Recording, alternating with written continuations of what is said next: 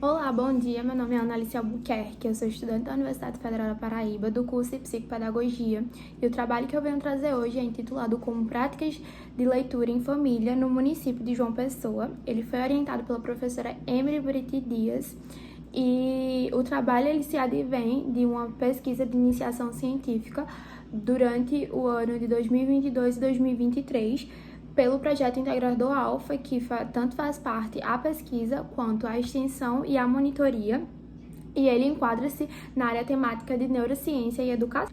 A priori, para se falar sobre leitura em família, precisa se revisitar alguns dados sociodemográficos acerca do analfabetismo no Brasil. O INAF, em 2018, fez um estudo e trouxe pra gente que 30% da população entre 15 e 64 anos no cenário brasileiro são considerados analfabetos funcionais. E aí surge a questão, será que isso é apenas responsabilidade da instituição escolar? E Rosenblatt diz que não, que o início da aprendizagem da leitura ocorre no ambiente familiar, ocorre em casa e não no escolar. E aí, para isso, alguns estudos já apontam que uma criança que tem essa literacia, esse ambiente enriquecido, contato com material impresso, a leitura em voz alta, vai ter consequências positivas nesse processo de alfabetização. Por quê? Há alterações a nível cognitivo, nos níveis de inteligência, atenção, funcionamento executivo, e também vai ter uma alteração fisiológica. E por isso a gente vê essa importância dessa literacia familiar e desse ambiente enriquecido. Então, o trabalho ele surge sob duas justificativas. Uma justificativa social de que, de acordo com esses dados, pode haver uma redução da desigualdade educacional com base nessas práticas, e também para um delineamento futuro de programas de intervenção acerca da leitura em voz alta na família. E também sobre uma justificativa científica de que não há tantos estudos acerca da temática, principalmente aqui no Brasil e aqui no Nordeste. Bom, e para isso a gente se questiona como é que se dão as práticas de leitura familiar no município de João Pessoa e quais são as associações dessas práticas e os dados sociodemográficos coletados entre os participantes da pesquisa. Para isso, foi realizado um levantamento de corte transversal de natureza quantitativa e descritiva de associação ex post facto. Bom, dos participantes foram selecionados pais e responsáveis por crianças de 0 a 12 anos de idade que residiam no município de João Pessoa, e foram utilizados instrumentos de questionário sociodemográfico e um questionário de rastreio acerca das práticas de leitura em família. Dos procedimentos éticos, o trabalho ele passou por um comitê de ética e foram seguidos a resolução 466 do ano de 2012 e de número 510 do ano de 2016. Também foi seguida a carta circular número 1 de 2021 por ter sido uma pesquisa realizada no modo digital também, pois foi feita tanto através do formulário presencial quanto através da coleta online. Além disso, para análise de dados foram realizadas uma análise descritiva, onde foram calculadas a frequência absoluta, porcentagens, médias e desvio padrão, e uma análise inferencial, onde foram empregados testes de Q quadrado. Como fruto da coleta, obtiveram-se 167 participantes, com a variação de idade entre 21 e 60 anos, de média 35,84 e desvio padrão de 7,24. De gênero, nós tivemos uma amostra majoritariamente feminina, onde 94,65% da amostra foi feminina, enquanto 5,5% foi masculina. De cor, obtivemos que metade da amostra foi considerada parda, tendo em vista que foram 50,9% dessa amostra. E de relacionamento, nós obtivemos 67,7% da amostra como casado. A priori, ao falar sobre as análises descritivas, a gente precisa analisar uma primeira tabela que diz respeito aos dados de escala Likert do trabalho, E algumas questões chamam a atenção da gente nessa tabela.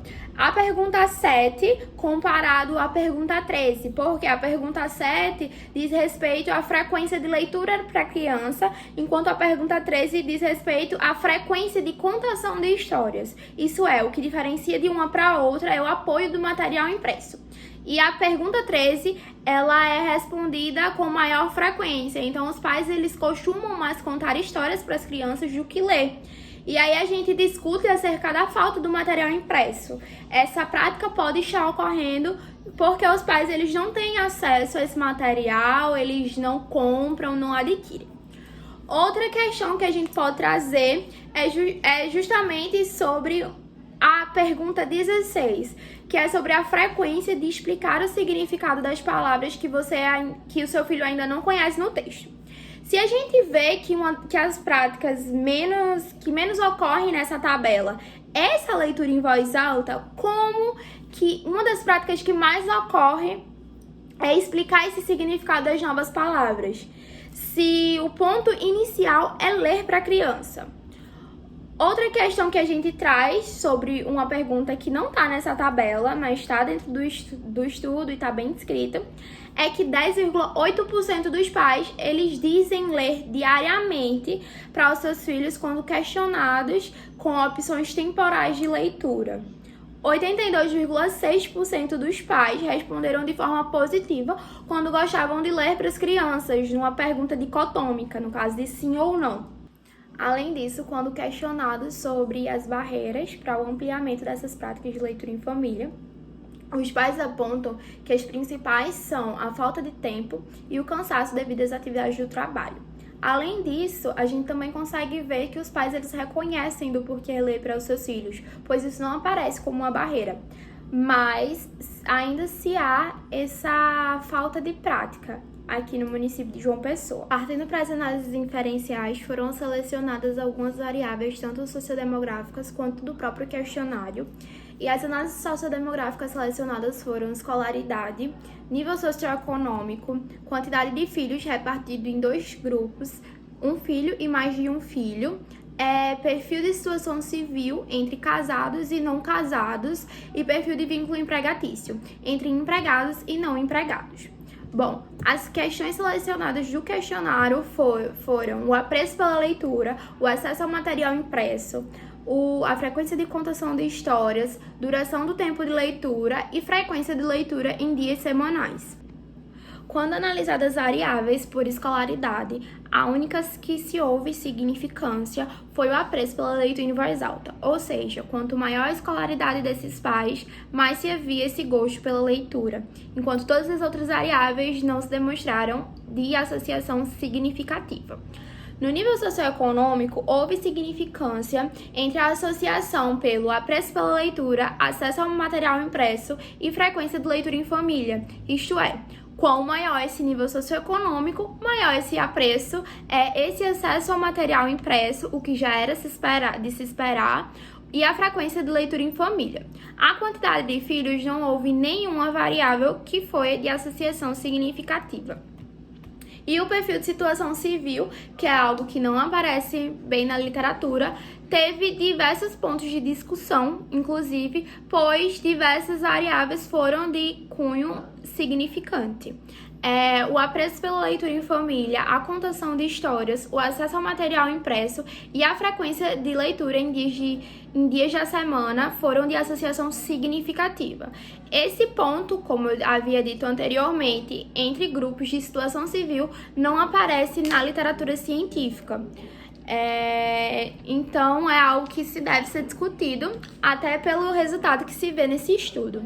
Entre o perfil de grupos entre vínculos empregatícios, a gente tem associação significativa entre o apreço pela leitura, ou seja, os empregados, eles têm maior gosto pela leitura, e o acesso ao material impresso, o que também já era de se esperar, pois haveria mais recursos para empregar nessa compra de material. Bom, através desse estudo foi possível conhecer o tipo de público engajado nessas práticas de leitura familiar e delinear projetos de intervenção para acrescer essas práticas através da psicoeducação.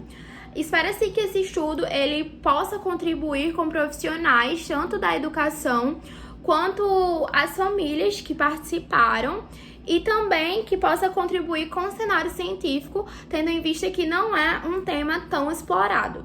Como limitação, a gente teve a falta do público paterno, e é algo que a gente pode tentar melhorar numa próxima pesquisa. Além disso, a gente prevê como alguns temas para as próximas pesquisas a associação entre a leitura independente dos pais e a leitura em família, a comparação entre essas práticas de leitura em família entre pais de estudantes de escolas públicas e privadas e em diferentes grupos de idades do público infantil, e também a verificação dessas práticas de leitura em família no público adolescente. Por fim, eu gostaria de agradecer a minha orientadora, a todos os meus colegas do laboratório, gostaria de agradecer também à comissão do CCNEC e segue aqui minhas referências do trabalho que foi feito. Obrigada.